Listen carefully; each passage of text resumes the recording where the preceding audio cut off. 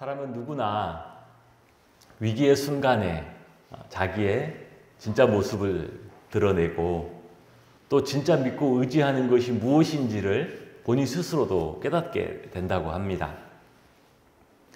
위기의 순간 자기의 진짜 모습이 드러나고 자기가 진짜 믿고 있는 것이 무엇인지 그것이 드러나는 그때, 사울 왕에게는 그때가 바로 오늘 우리가 읽은 블레셋과의 전쟁 때였습니다. 사울은 이스라엘의 초대 왕으로서 겉으로 드러난 외모와 또 인간적인 성품 모두에 있어서 장점이 아주 많은 사람이었습니다. 성경은 사무엘 9장에서 청년 사울을 처음 소개하기 시작하는데요. 그때 9장 2절에서 사울을 이렇게 이야기해 줍니다. 기스에게 아들이 있으니 그의 이름은 사울이요 준수한 소년이라. 이스라엘 자손 중에 그보다 더 준수한 자가 없고 키는 모든 백성보다 어깨 위만큼 더 컸더라.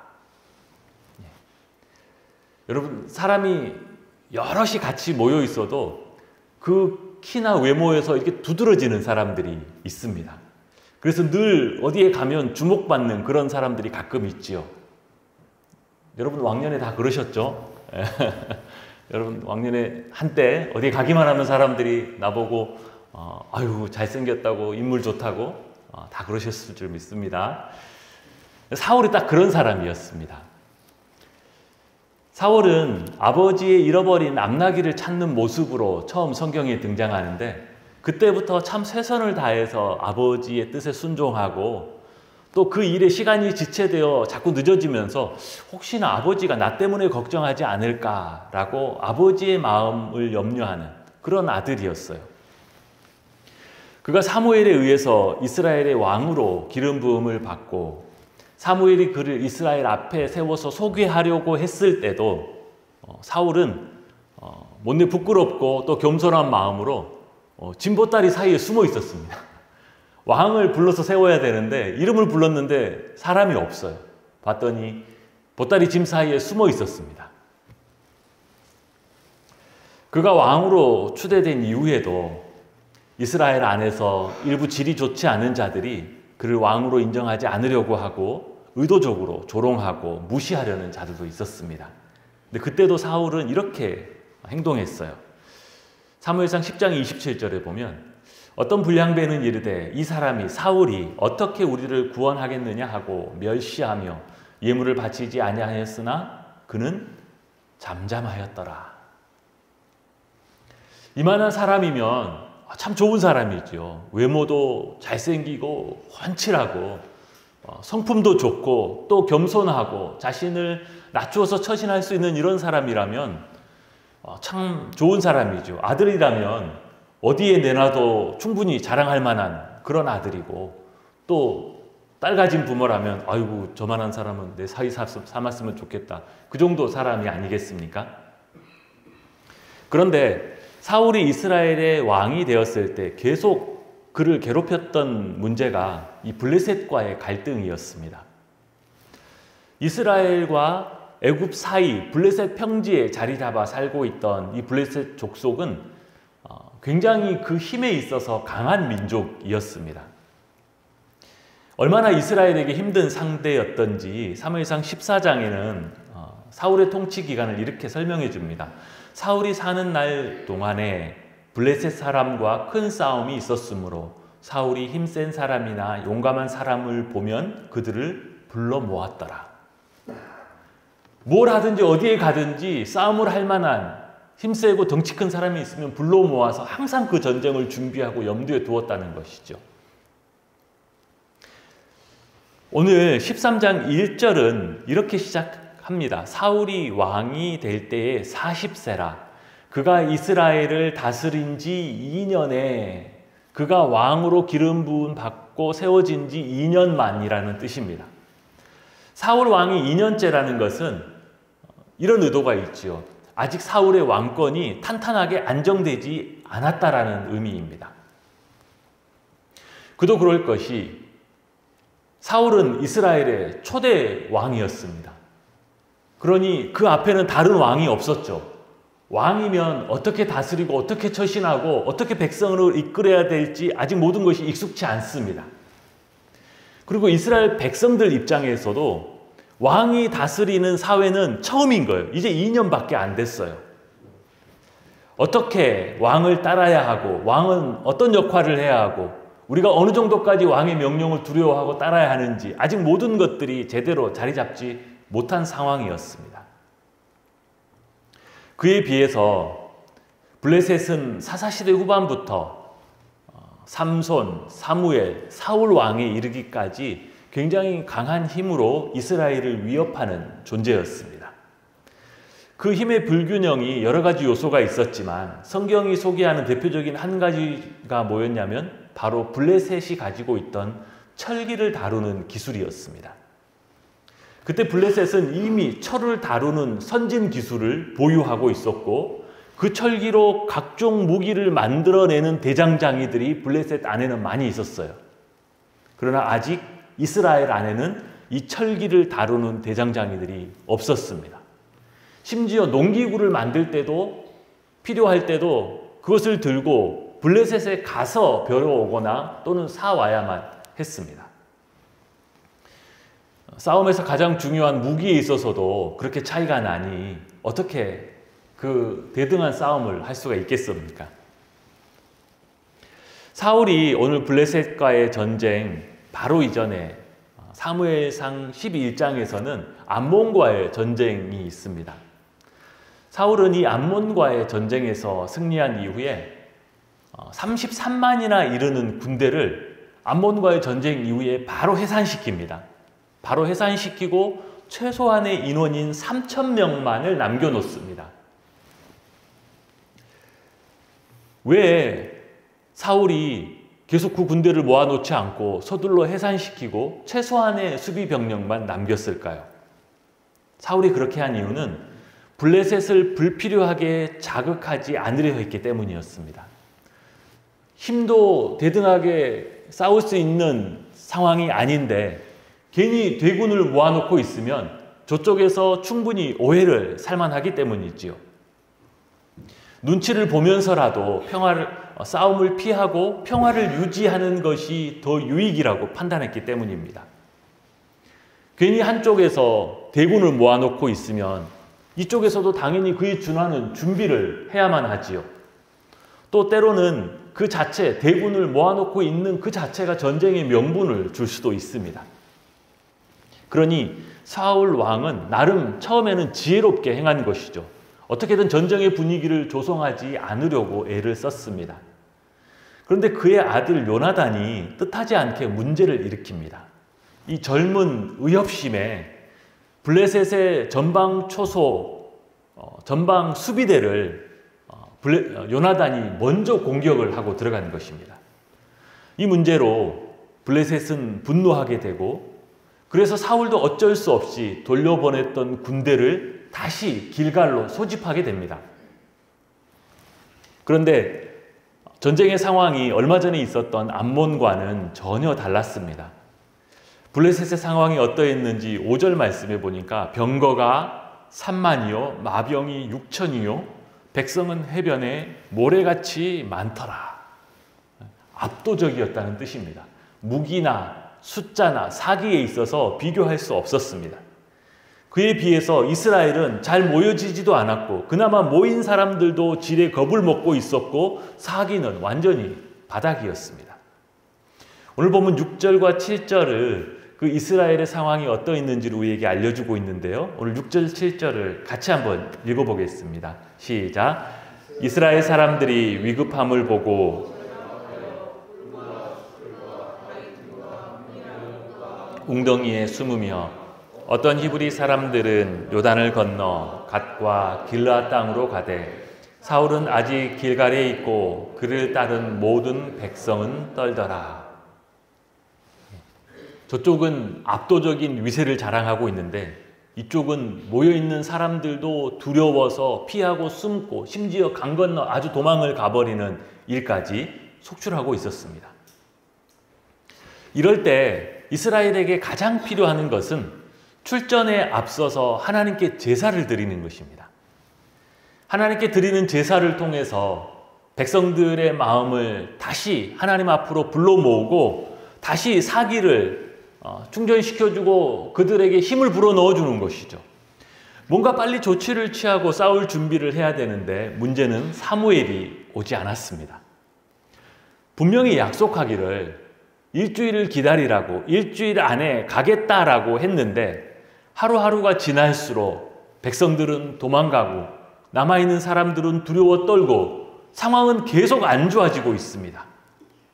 심지어 7일째가 되어서도 아직 오지 않고 있습니다. 이제는 사울 주변 사람들도 더 이상은 안 됩니다. 이렇게 더 방치하면 싸움은 해보지도 못하고 무너지게 생겼습니다. 무엇이든 빨리 하셔야 됩니다. 라고 그를 재촉했고 그들의 재촉은 역시 사무엘의 그대로 두려움으로 마음에 들어왔습니다. 정말 기다릴 만큼 기다린 게 아닌가. 저들의 말도 일리가 있지. 오늘은 그가 약속한 7일째가 아닌가. 그러면 이제 7일째가 다가고 있는데 나라도 뭔가를 해야 되겠다. 일이 화급하니 왕인 내가 그냥 제사를 드릴 것인가? 아니면 율법대로 제사장을 기다릴 것인가? 사실 이것은 사울 왕에게 중대한 하나님의 시험이었습니다. 즉 그가 어떤 왕인지 그 정체성을 확인하는 테스트였습니다. 나는 내 힘과 내 뜻대로 다스리고 통치하는 왕인가? 아니면 하나님의 율법대로 순종하고 그 말씀을 따라 통치하는 왕인가? 그는 빨리 무슨 조치를 취해서 흩어지고 있는 사람들을 붙잡을 것인가? 아니면 끝까지 하나님의 말씀, 하나님을 붙잡을 것인가? 양당 간의 선택을 했어야 했습니다. 하나님만 의지한다는 것은 말로는 쉽죠. 머리로는 쉬울 수 있습니다. 그러나 당장 그런 상황 속에 들어가면 모든 것들이 너무 위협적입니다. 현실은 두렵죠. 하나님만 의지하려고 할 때는 그 일에 내가 실패하겠다라는 각오까지를 해야 합니다. 여기서 사울이 오직 하나님의 말씀대로 하겠다라고 했을 때는 블레셋과의 전쟁에서 내가 패할 각오까지, 그가 이 전쟁에서 지고 그가 쫓겨가고 이스라엘이 큰 환난을 당할 수도 있다는 것까지를 각오해야만 가능한 일입니다. 나아가서 사람들은 그를 조롱하고 그를 웃음거리로 삼으려고 하는 사람도 분명히 있을 것입니다. 그 모든 것들을 기꺼이 감수하고 결단하고서 내가 하나님만 의지하겠다라고 할 수 있는 것이죠. 사울의 조급한 상황을 보면 누가복음 8장에 나오는 회당장 야이로의 상황과 많이 비슷한 면이 있습니다. 야이로는 당시 나이도 많고 백성들에게 존경받던 회당장이었습니다. 그런 그가 죽어가는 딸의 문제로 정말 모든 체면, 사람들의 시선 다 내려놓고 그 젊은 30살밖에 안 된 랍비 발 아래 엎드려서 간구했습니다. 자기 딸을 좀 살려달라고. 내 집에 오셔서 좀 살려달라고. 그렇게 예수님을 급하게 자기의 집으로 모셔가고 있는데 예수님은 너무 느긋하셨어요. 야이로는 속이 바짝바짝 타는데 지금 손을 붙들고 막 뛰어가고 싶은 심정인데 예수님은 너무 느긋하셨습니다. 심지어 가는 길에 누가 뒤로 와서 옷깃을 만졌어요. 혈루병 여인이 그 옷깃을 만졌는데 그냥 가면 되잖아요. 그런데 누가 만졌냐? 분명히 누가 만졌다. 기어이 그 여자를 찾아서 이러저런 얘기를 다 듣고 시간을 끕니다. 한참 여인과 그렇게 시간을 끄는 바람에 그만 그 사이에 자기 딸이 죽고 말았습니다. 그때 회당장의 집에서 한 종이 와서 말하기를 당신의 딸이 죽었나이다. 선생님을 더 괴롭게 하지 마소서라고 전해줍니다. 다 끝났으니 이제 죽어버렸으니 예수님을 모셔올 필요도 없다라고 알려주는 것이지요. 그럼 그때 야이로의 마음이 어땠을까요? 이렇게 급한 상황에서 그렇게 시간을 끌더니 기어이 상황이 이렇게 되었다라고 얼마나 마음에 슬픔과 또 원망하는 마음이 몰려왔겠습니까? 그 여자하고 대화는 좀 나중에 하시고 내 급한 상황을 먼저 좀 돌아보아 주시지. 왜 그러셨을까? 예수님을 모시고 집에 가보니 정말로 딸은 이미 죽어 있었습니다. 사람이 죽었으니까 다 끝난 것이죠. 그런데 예수님은 그런 야이로에게 두려워하지 말고 믿기만 하라고 하십니다. 우리 사람들의 생각에는 아니 사람이 죽었는데 뭘 또 믿습니까? 믿는 것도 사람이 살아있을 때 일이지요. 사람이 죽었는데 이제 모든 것이 다 끝나버렸지 무슨 소용이 있겠습니까? 라는 마음일 텐데 사람이라면 다 끝났다라고 생각하는 그 시점에서 내가 주님께 의지하고 주님께 소망을 두고 주님만 의지했는데 내가 이런 지경이 되고 말았습니다. 결국 이렇게 실패해버리고 말았습니다. 라고 하는 그 시점에 예수님은 그들을 향하여 내가 믿으면 하나님의 영광을 보리라 라고 말씀하십니다. 주님께는 여전히 방법이 있다라고 말씀하십니다. 사람이 뭐라고 하든 간에 주님이 끝났다고 하기 전에는 아직 끝난 것이 아니다라고 말씀해 주십니다. 하나님은 왕 2년차 된 사울을 테스트하고 계십니다. 그에게 물으시지요. 하나님의 나라 이스라엘의 왕으로서 너는 어떤 사람이냐? 끝까지 하나님을 바라보고 그를 의지하는 왕이 될 것이냐? 아니면 사람들 눈치를 보고 사람들을 의지하고 그 사람들 사이에서 내 체면을 세우고자 하는 왕이냐라고 그에게 물으십니다. 사울이 보기에 지금 모든 상황은 너무 위급해 보입니다. 지금 안 도와주시면 딱 망하기 좋은 시점이에요. 그러나 사울이 그때 꼭 기억해야 할 말씀이 있었습니다. 즉 여호와는 당신의 이름으로 기름 부음 받은 사람들을 즉 왕과 선지자와 제사장들 하나님의 이름으로 기름 부음을 받은 자들을 반드시 지키신다라는 약속입니다. 사무엘상 2장 10절에 보면 이렇게 기록되어 있습니다. 여호와를 대적하는 자는 산산이 깨어질 것이라. 하늘에서 우레로 그들을 치시리로다. 여호와께서 땅 끝까지 심판을 내리시고 자기 왕에게 힘을 주시며 자기의 기름 부음 받은 자의 뿔을 높이시리로다 하니라. 하나님은 그 어떤 자들보다 자기 이름으로 기름 부음 받은 자들을 기억하시고 도우신다라고 약속해 주셨습니다.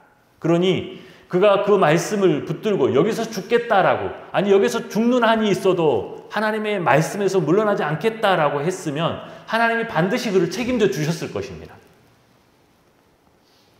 그 머리에 여호와의 이름으로 감람류, 올리브유를 부음받은 그런 사람들도 하나님이 이렇게 약속하시고 끝까지 지키신다라고 하면 성령으로 기름 부음을 받고 그 성령이 그 안에 내주하시는 하나님의 자녀된 우리는 어떠하겠습니까?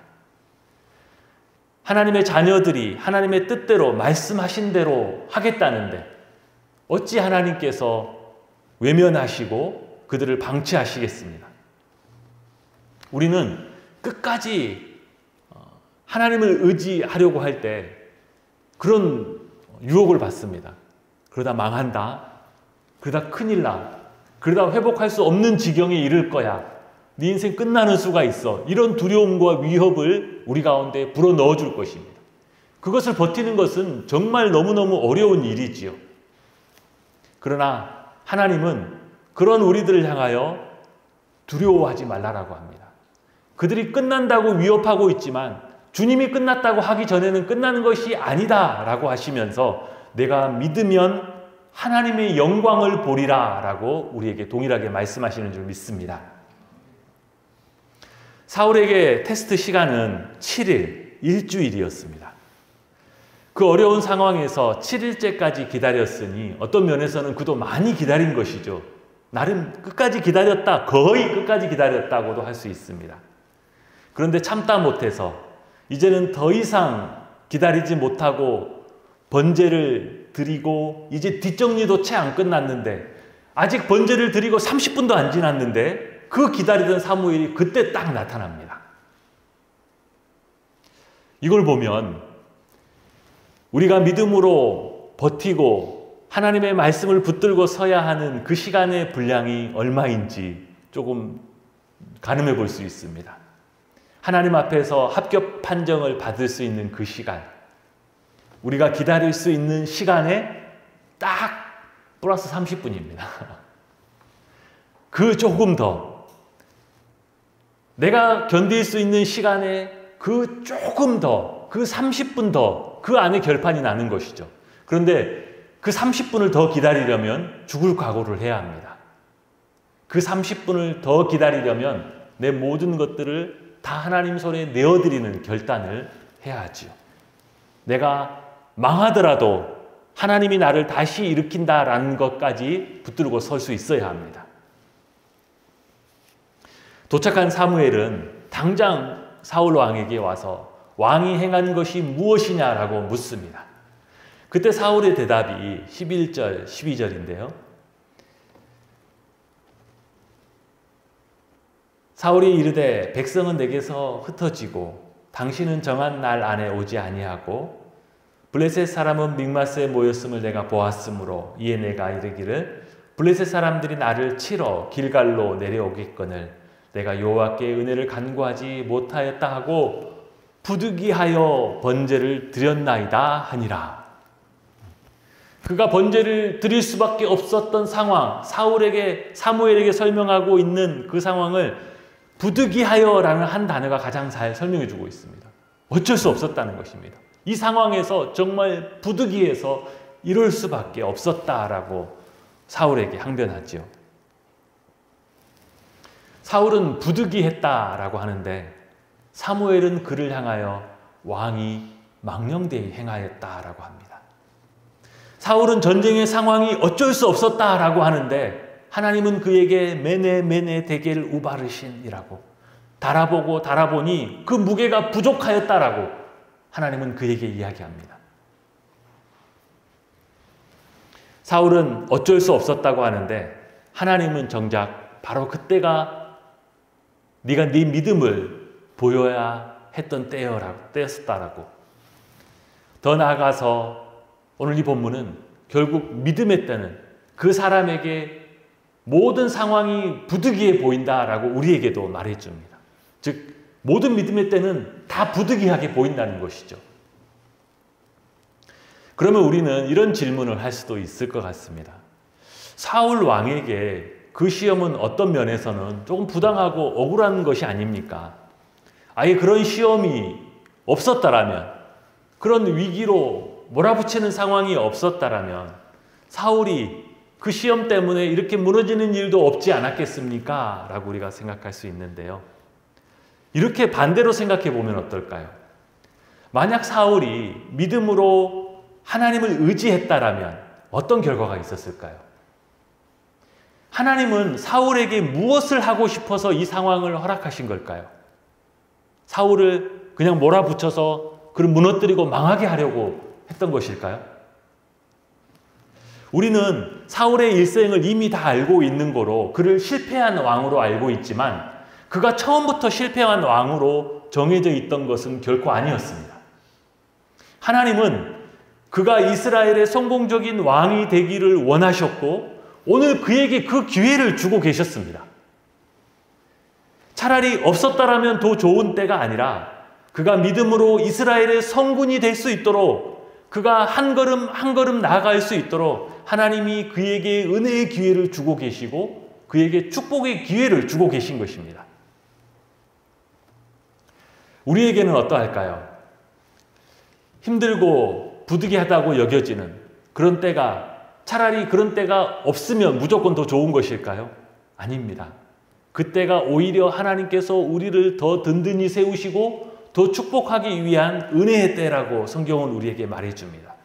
그럴 때, 그때 믿음으로 말씀으로 결단하면 그때가 진정한 축복과 은혜의 기회가 된다라고 우리에게 일러줍니다. 부득이하게 여겨지고 무언가 결정하기가 정말 쉽지 않은 그때가 우리에게 은혜의 기회요 축복의 기회인 이유는 첫 번째가 바로 그런 시간이 우리가 하나님과 씨름하는 시간이기 때문입니다. 믿음으로 하는 결단은 현실 상황 속에서 단순히 한순간에 이루어지는 것이 아니지요. 한참을 고민하고 때로는 장시간 괴로워해야 할 수도 있습니다. 하나님의 뜻이 무엇인지는 알겠는데 상황은 막 두렵게 모든 것을 휩쓸고 가는 것처럼 여겨집니다. 이러지도 저러지도 못하고 있는 때, 그때가 바로 우리가 하나님과 씨름하는 때입니다. 상황을 따라가자니 하나님의 뜻이 아닌 것은 분명하고 하나님의 뜻대로 하자니 실패하고 망할 것 같은 거예요. 그러면 그 사이에 껴서 어떻게 해요? 하나님과 씨름을 하는 것입니다. 내가 어떻게 해야 할까요? 이렇게 하면 이렇게 될 것 같고 하나님 뜻대로 하면 이렇게 될 것 같은데 내가 어떻게 할까요? 하나님 어떻게 해주시겠습니까? 내가 어떻게 해야 할지 알려주시고 깨닫게 해주시고 제게 힘을 주십시오 하는 그 시간이 하나님과 씨름하는 때입니다. 여러분, 불신자들은 이런 씨름을 하지 않습니다. 할 수 없지요. 그러나 하나님의 백성들은 이렇게 하나님과 씨름을 합니다. 하나님께서 야복 강가에서 끝까지 당신과 씨름했던 야곱을 축복해 주셨던 것처럼 오늘날에도 하나님은 당신의 말씀을 붙들고 당신의 뜻을 어떻게든 지켜내려고 애쓰는 자들을 축복해 주시는 줄 믿습니다. 이 씨름을 통하여 우리는 하나님의 사람으로 한 단계 더 일어서게 되고 더 든든히 설 수 있게 됩니다. 하나님은 당신의 백성들과 함께 이 씨름을 하는 것을 굉장히 좋아하십니다. 여러분, 하나님은 씨름을 좋아하세요. 여러분들을 모래판 위로 불러 올리셔서 나하고 한번 씨름을 해보자. 네가 고민하고 주저하고 힘들어하는 그 문제로 한번 씨름을 해보자 라고 하십니다. 야복강에서 끝까지 야곱과 씨름하셨던 그 하나님, 우리가 그 하나님과 씨름하는 시간, 고민하고 괴로워하는 그 시간이 실상은 하나님 앞에서 굉장히 귀한 시간입니다. 그때가 인생의 그 어떤 때보다 하나님께서 내게 가까이 계시는 때이고, 그때가 내 인생의 어떤 때보다 하나님이 살아계심을 경험하는 때이고, 하나님께서 내 삶에 관심을 갖고 내 삶을 이끌고 계시구나라는 것을 깨닫는 때가 됩니다. 두 번째 그런 때가 복된 것은 그때 우리의 믿음이 성장하기 때문입니다. 믿음이 어떻게 성장하는가? 예수 믿기 시작해서 1년, 2년, 10년, 20년 시간이 지나면 그 연수에 따라서 조금씩 성장하는 걸까요? 그렇지 않습니다. 여러분, 믿음은 그렇게 성장하지 않아요. 연수로 성장하지 않습니다. 그러면 직분을 맡으면 직분에 따라서 성장하게 될까요? 그렇지 않습니다. 직분하고 믿음이 성장하는 것 별로 관계가 없어요. 믿음은 결정적인 순간에 계단형으로 점프하면서 성장합니다. 그러면 어떤 순간에 계단형으로 한 번씩 튀어오르게 될까요? 고난 속에서 하나님의 뜻을 붙들고 결단할 때입니다. 고난을 겪으면서 그 고난 속에서도 하나님의 뜻을 붙들고 그 고난을 이겨냈을 때, 그때 그 믿음이 완전히 한번 뛰어오릅니다. 그 전과 그 후가 완전히 다른 사람이 돼버려요. 보는 게 달라지죠. 생각하는 게 달라집니다. 하나님은 우리에게 부득이한 상황을 허락하실 때 하나님은 우리의 고민, 우리의 망설임 왜 모르시겠습니까? 하나님은 그때를 우리에게 실패하라고, 주저앉아버리라고 주시는 것이 아니라 믿음으로 한 발짝 더 올라서라고 우리에게 주시는 것입니다. 하나님이 기대하시는 그런 믿음의 사람으로 더 굳건히 설 수 있도록 하나님께서 허락하신 것이고, 하나님께서 그런 우리의 모습을 응원하고 계신 것이죠. 그때 우리가 믿음으로 일어서면 마치 안진뱅이가 일어나는 것처럼 우리의 믿음도 한 단계 일어나게 될 줄 믿습니다.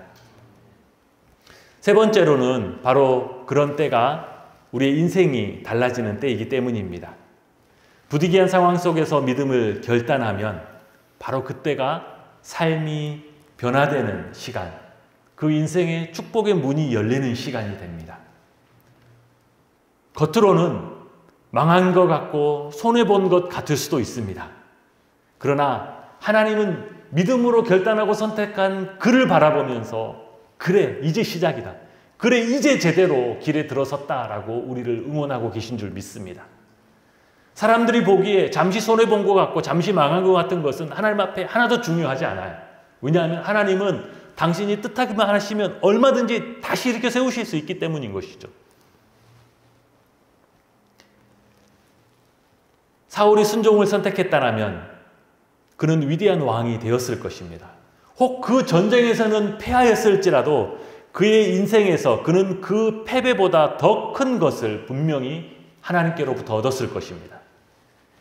그의 불순종에 13절 사무엘의 책망이 이것이죠. 그리하였더라면, 만약 왕이 순종하였더라면 여호와께서 이스라엘 위에 왕의 나라를 영원히 세우셨을 것이오늘. 하나님의 기대는 그것이었어요. 그런데 사울이 순종하지 못함으로 결국 이 모든 하나님의 계획과 축복은 나중에 다 다윗에게 주어진 축복이 되고 말았습니다.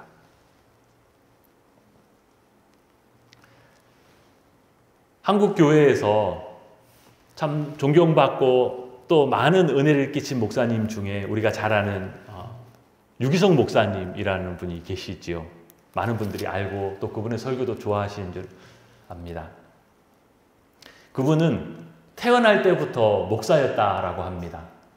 무슨 뜻인지 3대째 목사인 집안에서 태어나 보니까 자기가 태어나니까 이미 자기 부모님이 태어나지도 않은 아들을 목사로 하나님께 바쳤다라는 것을 나중에 알게 된 거예요.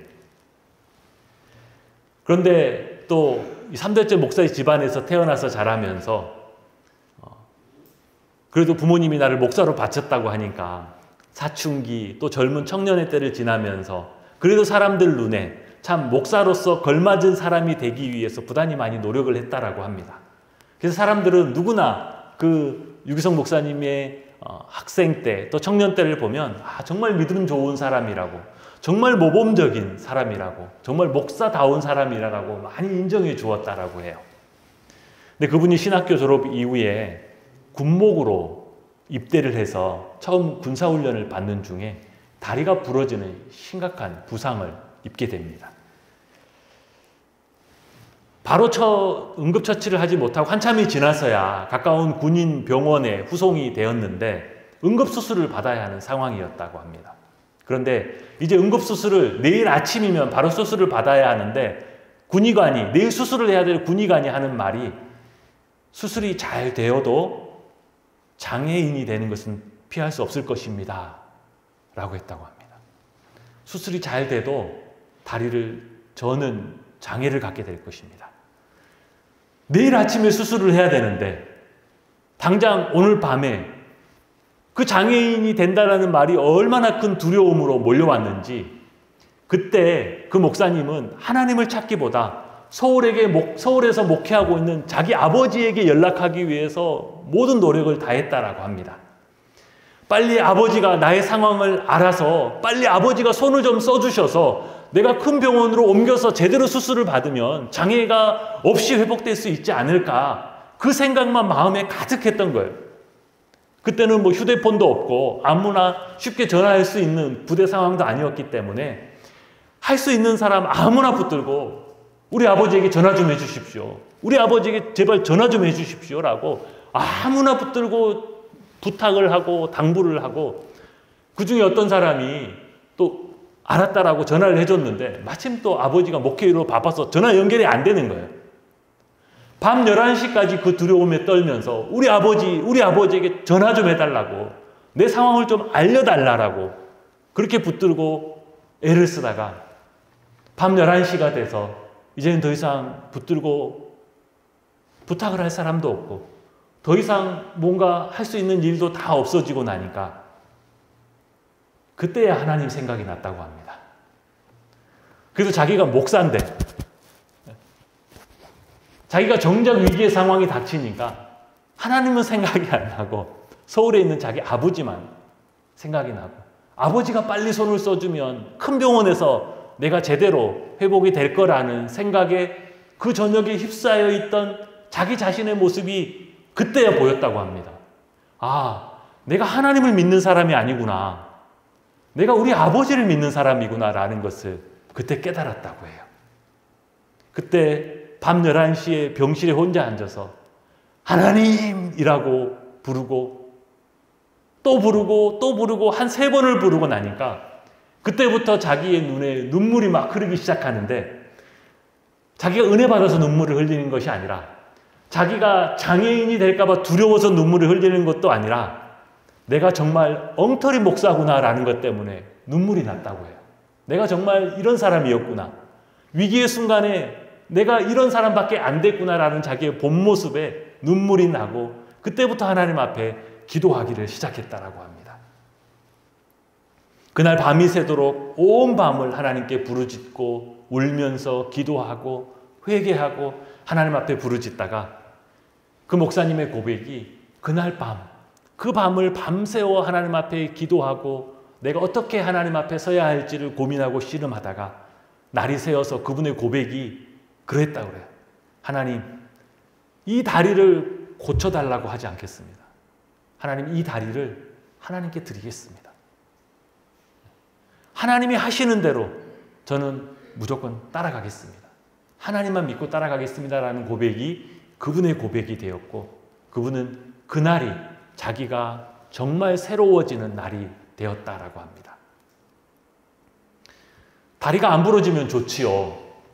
큰 병원에서 수술이 잘 되어서 처음부터 어려움이 없으면 좋지요.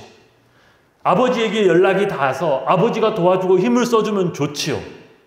그러나 우리는 하나님께서 행하시는 일을 다 알 수 없습니다. 그러나 분명한 것은 그날 그 사건이 없었다면, 그날 저녁 그렇게 울면서 하나님과 씨름하던 그 시간이 없었다라면, 모든 것을 하나님께 다 내어드리는 진짜 믿음의 결단의 그런 사람이 될 그런 시간이 없었다라면 오늘 현재의 그 유기성 목사님, 한국교회에 큰 유익을 끼쳤던 그 목사님은 오늘날 우리에게 있지 않을 것입니다. 여러분, 모든 믿음의 순간은 쉽지 않고 때로는 부득이해 보입니다. 이러지도 저러지도 쉽지 않습니다. 그러나 그때 하나님은 우리에게 은혜와 축복의 기회를 주고 계시고 하나님 우리를 더 든든히 세우고자 하고 계신다라고 여러분 믿음의 눈으로 바라보실 수 있기를 축복합니다. 그때 우리가 하나님과 씨름하고 그때 우리가 믿음으로 결단할 때 우리 인생에 새로운 문이 열리게 됩니다. 우리의 믿음이 새로워지고 삶이 변화되고 하나님 예비하신 축복을 누리게 될 줄 믿습니다.